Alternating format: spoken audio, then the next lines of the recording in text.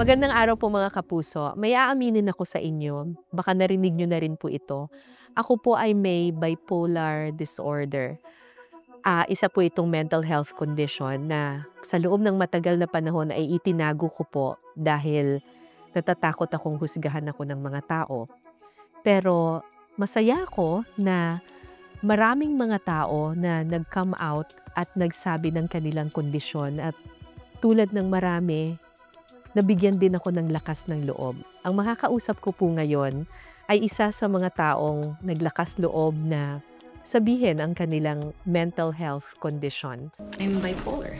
I'm diagnosed with anxiety and depression, and I'm being treated for PTSD.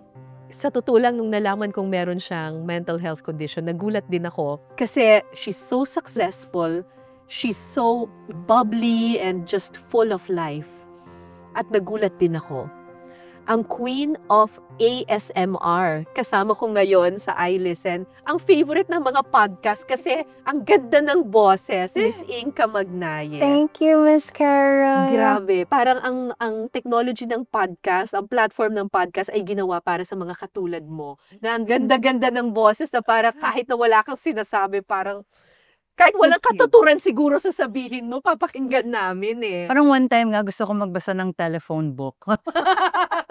Let's see kung gagana. Care of Krista make my eyes pop a little bit more. Triumphant o'er the crested palls of her grand family funerals. What else was I going to say? Nabasa ko na yung ASMR, ito pala ang naging daan sa'yo para makatulong to battle your mental health condition. Yes. Paano?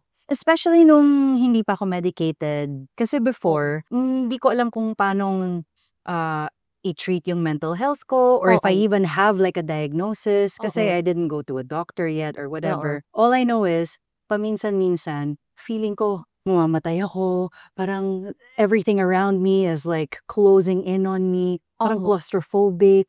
I can't breathe. I feel like I'm gonna pass out. And I don't know what triggered it. Parang Anxiety attack ito. anxiety attack. Oo. And Na hindi mo alam na natatakot ka, pero natatakot ka lang. yeah, there's nothing going on, but my brain is telling me, you're in danger, and I don't know what to do. So, sa ASMR ako, basically I found comfort in that. Kasi Yung ASMR ay, ano nga ba yung ibig sabihin? autonomous sensory meridian response. Ito yung parang, Yeah. mga ganyan.